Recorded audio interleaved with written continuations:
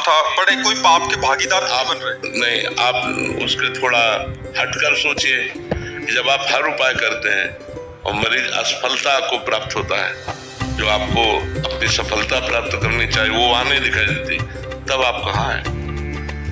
तब आप कहाँ हैं? विचार करके देखिए ना कि हर जगह सफल ही तो नहीं हो जाते। मान लो आप अभी सफलता ही प्राप्त करें, लेकिन दसियों जगह ऐसी है जहां हम असफल हो गए हैं। अपना पूरा विज्ञान प्रयोग कर दिया, अपना पूरा प्रयास कर लिया, लेकिन हम असफल हुए। वहां विधान लागू है, उसका भोग, उस जीव का पाप कर्म और उसको भोगना पड़ा। अब उसमें आपको कोई गलत शब्द बोले, आपको कोई असफल डॉक्टर कहे या आपकी प्रमाद स्थिति कहे तो गलत बात है। ऐसे ही सफलता में आप नहीं है, उसका पूर्व का पुण्य है, उसका पूर्व का विधान है। आपके हाथ का जस, आपने प्रयास किया और सफल हो गए। सफलता और असफलता आपके हाथ में नहीं, प्रयास प्रयत्न आपके हाथ में है।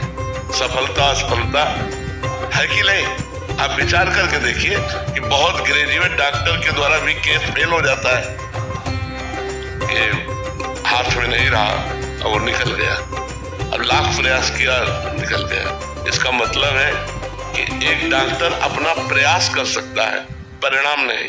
परिणाम परमात्मा देता है, प्रयास हमारा, और सफलता और असफलता ये भगवान के ऊपर। तो जब आपको सफलता मिले और आपको कोई कहे धन्यवाद, तो वो धन्यवाद आप भगवान को दीजिए कि प्रभु इसमें मैं तो निमित्त मात्र हूँ, धन्यवाद तो आपका है कि आपने इस जीव को सहयोग करके सफल कर दिया, रोग निवृत्त कर दिया। ऐसी भावना करोगे तो आपकी उन्नति होती चली जाएगी, आपको अहंकार नहीं आएगा और आप सफल डॉक्टर हो जाएंगे। प्रकाश कुमार जी, बिहार से। राधे राधे। राधे राधे महाराज जी।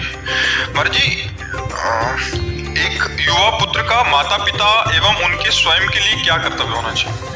पूरा कर्तव्य जैसे छोटे बच्चे के प्रति माता पिता का कर्तव्य रहा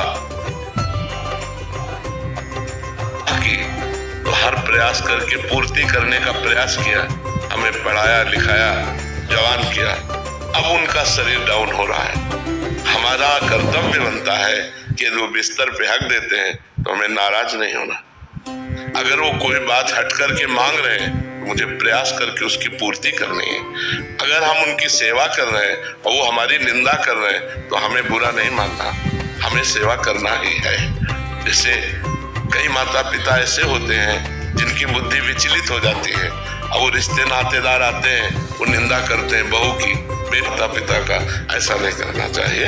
हमारा कर्तव्य है मातृदेवो भव पितृदेवो भव, उन्हें भगवान की तरह दुलार करें, क्योंकि जब हम किसी योग्य नहीं थे तब से हमें सारी योग्यताएं माता पिता ने ही मुझे प्रदान करी। तो मुझे माता पिता को, अब जब वो किसी योग्य नहीं रह रहे तो मेरा कर्तव्य है तन के द्वारा, मन के द्वारा, धन के द्वारा, वचन के द्वारा हम माता पिता को सुख पहुंचाएं, हम उनको दुख ना दें, तो भगवान आप पर कृपा करेंगे और आपका जीवन, तो चाहे वो जितना ग्रेजुएट हो, चाहे जितनी उन्नतिशील हो, बुढ़ापे में दुखा आह भर के रो रहे हैं तो पुत्र सुखी हो जाएगा नहीं। इसलिए माता पिता का अपमान करना, माता पिता को गाली देना, माता पिता को मारना पीटना, माता पिता को घर से निकाल देने का मतलब अपने लिए विनाश की स्थिति बो देना।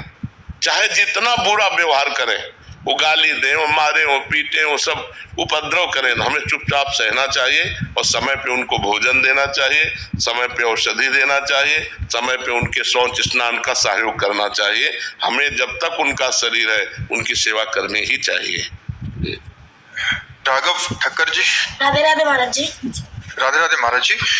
महाराज जी, चोरी करने के आपने बहुत सारे प्रकार बताए थे कि सड़क पर कोई चीज पड़ी है वो भी एक उसी के अंतर्गत आती है अगर हम उसको उठा के ले जाते हैं। तो महाराज जी, सड़क पर 500 रुपए पड़े थे, मैंने इंतजार किया, वहां कोई आया नहीं, तो मैंने उठाए और उसको गायों को चारा डाल दिया। महाराज, ये दंड विधान तो नहीं है? ये बढ़िया नहीं, ये बढ़िया किया, ऐसा बढ़िया किसी धर्म कार्य में लगा दीजिए। तो आपने अच्छा किया कि 500 रुपए उठाया और गौओं को चारा डाल दिया, तो जिसका रुपया उसका भी मंगल होगा और आपका भी मंगल होगा। आदित्य जी। श्री हरिवंश। आज तक दिल और दिमाग के बीच मैंने हमेशा अपने दिमाग की सुनी है, आज भी वही। गुरुदेव। महाराज जी, कृपया